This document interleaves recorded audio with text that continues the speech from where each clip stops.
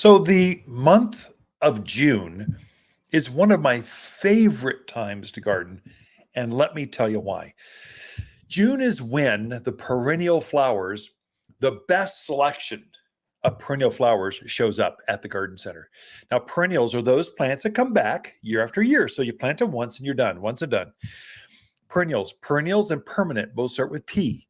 So annuals, they bloom like crazy for a year and then they're done. So that's it. Once the winter kills them off. Perennials come back every year. Now, most perennials hibernate underground through winter. So they're keeping their core alive. And so the mums, they were beautiful in the fall and then they turned straw colored and now you've probably cut all those things back and now this new plant is showing up a foot and a half high. And so this is the normal procedure. So asters and echinaceas and gaillardias and salvias and sages, these are all things that are perennials that come back year after year.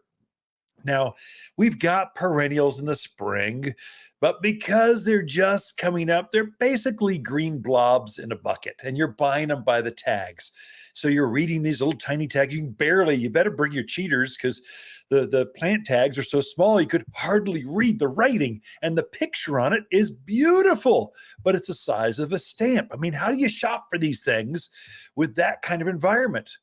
In the month of June, it all changes. So they've had a couple months to come back from the roots. They've started to elongate. And now in June, you'll find at your garden center, all the perennials are in bloom. So now you're not shopping by that little tiny tag and postage size photo. It's in fragrant bloom right before your eyes, right there. And so it's much easier to shop for perennials. The selection of perennials is actually greater in the month of June, July. That's kind of the peak window for perennial flowers. Yeah, there's a lot of annuals. Yeah, there's still some tomatoes, but perennial flowers. This is when that department upsizes and you get more varieties because they just look so good. I really think we should have more perennials in the gardens. Why do all that work? Why not just plant it once and you're done? I go so far as to say that many of the shrubs that we sell are really just big woody perennials. I mean, a lilac that repeat blooms, I mentioned that earlier. They come back and they repeat bloom over and over. It's just a big, instead of a little ankle high, knee high flower, it's a hip high shrub that blooms over and over. So you can think through your seasons. So you need spring bloomers, you need summer bloomers, you need some fall blooming, you need some anchoring evergreens out there to keep you looking good through winter. So you think through and you design your landscape so you've always got something exciting, new, blooming in the yard. And perennials, I think, are the core, the baseline. So when I'm helping folks design, I'm trying to focus them in on the perennial flowers. In fact, in my container gardens or raised bed gardens, I actually use anchors. The main garden of plants are perennials, and then I might accessorize or add some color or a different texture or color, fragrance with annual flowers. So I've got mainly the perennials hold me year after year, so I don't have to do as much planting. And then I add a few perennial flowers. I scatter those things in, the annuals and perennials. You can blend the two things together. It's not one or the other, it's both.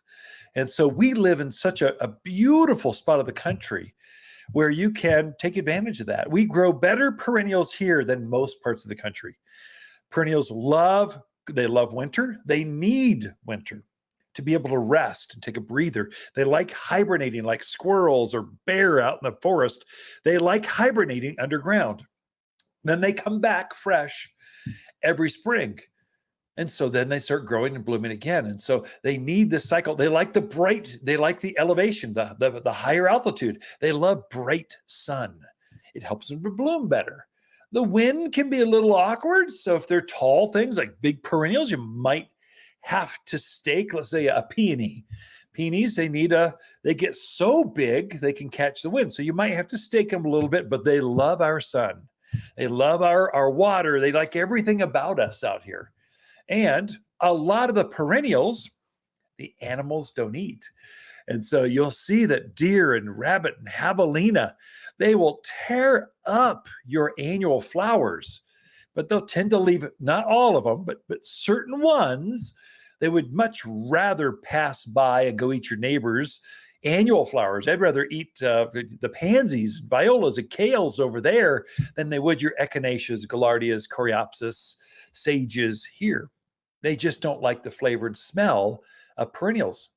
So if you're near that wildland interface, you've got hot antelope, jump on the fence. If you've got, I mean, we even got elk up towards Ash Fork. You folks, I don't know how you deal with those. They're just basically a cow with long, they can jump a fence and they eat everything. And so the perennials are much more attuned. They're much better at defending themselves, either with a taste, a texture. Many of times you'll see the perennial flowers have a follicle on the back side of their foliage. Or sometimes they'll put, if you'll see, a lot of perennials are two-toned colored. So on the top of the foliage, it's green, on the bottom, it's silver. Those are all natural defenses that plants use to defend themselves from critters. And so that texture, that white texture, let's say on a sycamore tree, that's a classic.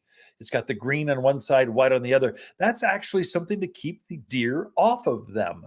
And so that's that white powder kind of gets stuck in their throat, and they're kind of going, oh man, it tasted so good, but it went down so hard. Oh my gosh, I need some water. A lot of your perennials have that. I really like euphorbia family. So rainbow ascot, gopher plant, a lot of these real succulent looking kind of plants. It's really robust. Arizona plants, they've got a taste to them. They just don't, they've got this milky kind of sap to them. They've learned, oh, if something starts eating me, make sure that their mouth goes numb, because this texture, this sap they're eating is they won't be able to taste a thing for days. So they kind of quickly stop eating on that euphorbia. Some plants have a smell. So a lot of your herbal plants, so rosemary, lavender, anytime you see the word sage in the plant, or salvia or sage. So sage is the common name, salvia is the Latin name. So those are both they're related to herbs. And so these plants actually throw off a scent that animals go, oh, I know that one. Every time I eat that, I just feel sick to my stomach for 3 days. I'm not going to eat that anymore. So the plants have learned, if I put off this fragrance that you and I like, I mean, I love the smell of lavender. I love thyme. I love oregano. Animals don't. I think it's because a little bit of herb goes a long way. But if you're digesting an entire field, you're going to get sick to your stomach. You just don't need that much cilantro. You don't need that much sage. So they kind of pass it by. And so the plants have learned to, mainly perennial plants, they've come back year after year for millennia. They have learned how to defend themselves from animals. And so if you're in that area where you've got jackrabbits, oh my gosh, you're like a rabbit on steroids. They eat everything. They're like a miniature deer. So perennials are your solution. So you start out with and what I tell my customers when they're in, I go, listen, you've got some javelina. This is on the list. They generally are going to leave the sage alone. Why don't you take one home, try it, because they're going to notice it night one. They're going to be there like the next day. They're going to try it. And so if they're going to eat it, they're going to eat it like right now. And so test it before you commit to 30 of them along the back fence. Try one. Test victim is what I call it. See what happens. And we can kind of hone you in on that. Now, sometimes animals, they dig it up just for fun. I mean, javelina especially, they'll come in just going, hey, Joe, come over here. Let's toss this thing around the back. I don't have a soccer ball. I left it at home. Let's throw this guy's plant around the backyard. So they'll just dig it. They don't eat it. They don't kill it. They just dig it up. I think they're looking actually for worms and grubs and that fresh earth that you prepared.